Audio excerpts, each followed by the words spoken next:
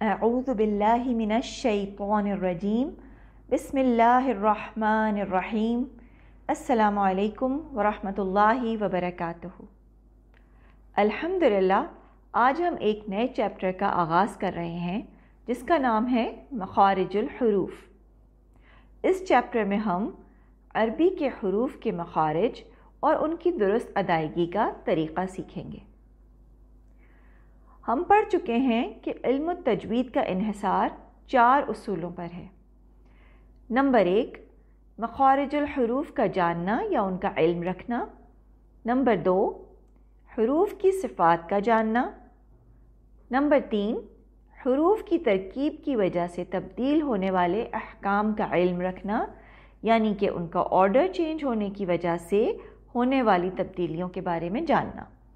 اور نمبر 4، تکرار یعنی زبان کی مشق یا پریکٹس۔ ان میں سب سے پہلا اصول ہے مخارج الحروف کا علم رکھنا۔ تو انشاءاللہ اب ہم اس کے بارے میں تفصیل سے پڑھیں گے اور مخارج کی مشق بھی کرتے جائیں گے۔ عربی زبان میں کل 29 یعنی 29 حروف تہجی ہیں جو کہ ہم سب جانتے ہیں۔ دیے گئے چارٹ میں سے تمام حروف کو پڑھیے اور پہچانیے۔ ہر حرف ادائیگی اور آواز کے اعتبار سے ایک دوسرے سے مختلف ہے۔ یہ حروف اپنی ادائیگی کے لیے منہ یا حلق کے کسی نہ کسی حصے پر انحصار کرتے ہیں۔ یہ حصہ ہونٹوں، حلق، زبان یا ناک میں سے کوئی ہوتا ہے، یعنی کہ مخرج۔ یہ سب جاننے کے بعد ہم مخرج کی تعریف یا ڈیفینیشن بیان کریں گے کہ مخرج اصل میں ہوتا کیا ہے۔ مخرج کے لفظی معنی ہیں نکلنے کی جگہ۔ اصطلاح میں مخرج وہ مقام یا جگہ ہے جہاں سے کسی مخصوص حرف کی آواز نکالی جائے تاکہ اس حرف کو دوسرے حروف سے الگ کیا جا سکے۔ اس کو ایک دفعہ پھر دہرا دیتے ہیں۔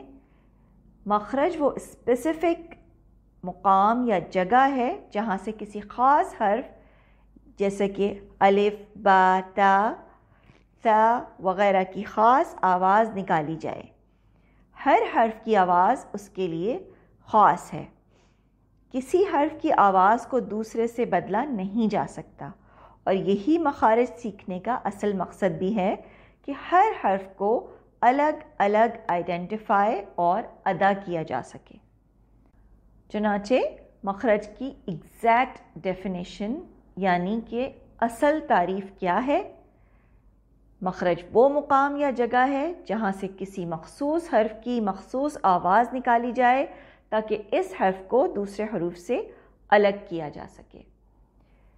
اس تعریف کو بہت اچھی طرح سے ذہن نشین کر لیجیے گا۔ مخارج کی 2 بڑی قسمیں ہیں۔ نمبر 1، المخرج المحقق یعنی معین یا اسپیسیفک مخرج، یعنی ایسا مخرج جس کو ہم پن پوائنٹ کر سکتے ہوں۔ اور دوسری المخرج المقدر یعنی غیر معین یا اپروکسیمیٹ مخرج جس کو ہم پن پوائنٹ نہ کر سکتے ہوں بلکہ یہ کوئی جگہ ہو۔ پہلے المخرج المحقق کو ایکسپلین کرتے ہیں۔ یہ وہ مخرج ہے جو زبان، حلق یا ہونٹوں کے کسی خاص حصے پر انحصار کرتا ہے۔ مثلاً با دونوں ہونٹوں سے ادا ہوتا ہے۔ را کا مخرج زبان کی نوک ہے۔ عین حلق کے درمیانے حصے سے ادا ہو رہا ہے۔ ان حروف کے مخرج کو ایگزیکٹلی پن پوائنٹ کیا جا سکتا ہے، یعنی ہم ان کی ایگزیکٹ نشاندہی کر سکتے ہیں۔ پھر آتا ہے المخرج المقدر۔ المخرج المقدر وہ مخرج ہے جو کسی خاص حصے پر انحصار نہیں کرتا۔ ہم اس مخرج کو پریسیژن کے ساتھ نہیں بتا سکتے، جیسا کہ حرف مد جو منہ اور حلق کے خالی حصے یعنی اورل کیوٹی سے ادا ہوتے ہیں۔ مخرج کی جمع مخارج ہے۔ مخرج یعنی ایک حرف کی ادائیگی کی جگہ، جس کی جمع مخارج یعنی مختلف حروف کی ادائیگی کی جگہ یا مقامات۔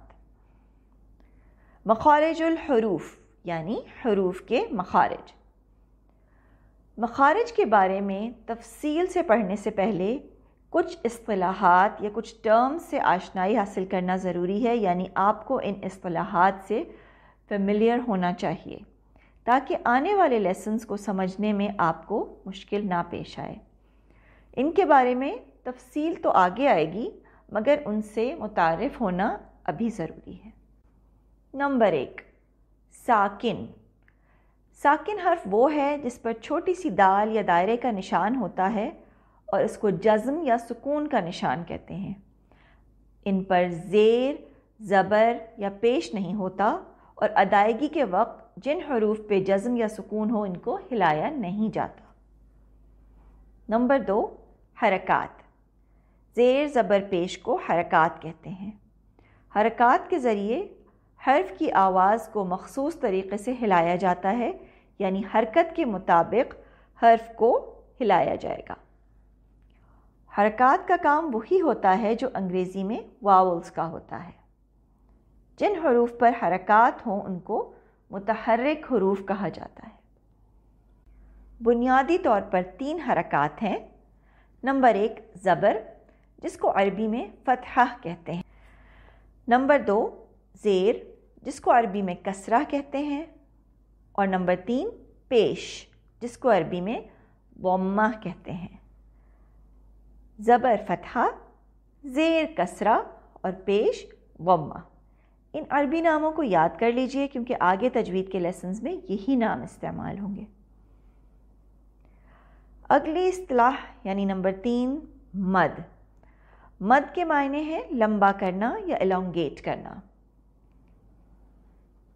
پھر آتا ہے نمبر 4، تشدید۔ تشدید انگریزی کے W کی طرح کا نشان ہوتا ہے۔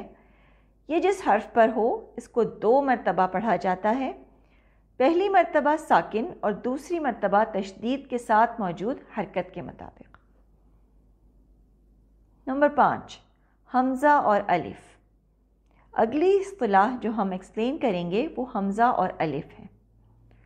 کچھ جگہ آپ دیکھیں گے کہ لکھنے میں الف کی طرح کا ہی حرف ہوگا مگر اس کو حمزہ کہا جائے گا۔ ایسا کیوں ہے؟ یہ حمزہ اور الف کا فرق سمجھنے سے واضح ہوگا۔ عربی میں حمزہ اور الف 2 الگ الگ حروف ہیں۔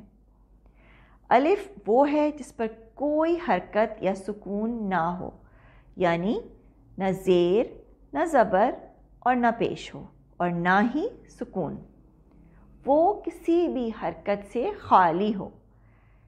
جبکہ حمزہ یا تو الف کی طرح لکھی جائے گی اور اس پر فتحہ، ضمہ، کسرہ یعنی کہ زبر زیر پیش ہوگا یا پھر سکون ہوگا۔ اس کے علاوہ وہ حمزہ کی طرح بھی لکھی جا سکتی ہے بمعنی اپنی حرکت یا سکون کے نشان کے۔ حمزہ کو لکھنے کے کچھ طریقے آپ کو اسکرین پر بھی نظر آ رہے ہوں گے۔ یعنی حمزہ اور الف میں بنیادی فرق خالی یا غیر متحرک ہونے اور متحرک یا سکون ہونے کا ہے۔ خالی یا غیر متحرک الف ہوتا ہے اور متحرک یا ساکنہ حمزہ۔ امید کرتی ہوں کہ انشاءاللہ یہ کچھ چھوٹی چھوٹی باتیں ہیں جو آپ کو سمجھ میں آ گئی ہوں گی۔ الفاظ چاہے مشکل لگیں لیکن ان کو دہراتے رہیے، بار بار مشق کرتے رہیے، بار بار لیسن کو سنیے، نوٹس بنائیے۔ انشاءاللہ آگے آنے والے لیسنز اس مشق اور دہرائی کی وجہ سے آپ کے لیے آسان ہوں گے۔ اس کے بعد ہم آپ کو مختصراً مخارج کے 5 اہم حصوں کے بارے میں بتائیں گے۔ مخارج کو 5 اہم حصوں میں تقسیم کیا جا سکتا ہے۔ نمبر 1، الجوف۔ نمبر 2، الحلق۔ نمبر 3، اللسان۔ نمبر 4، الشفتان۔ اور نمبر 5، الخیشوم۔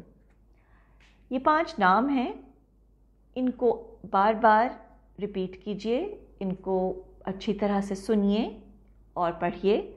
انشاءاللہ آگے اگلے لیسنز میں ان تمام حصوں کے بارے میں آپ کو تفصیلی آگاہی دی جائے گی۔ جزاکن اللہ خیرا کثیرا و احسن الجزاء۔ السلام علیکم ورحمۃ اللہ وبرکاتہ۔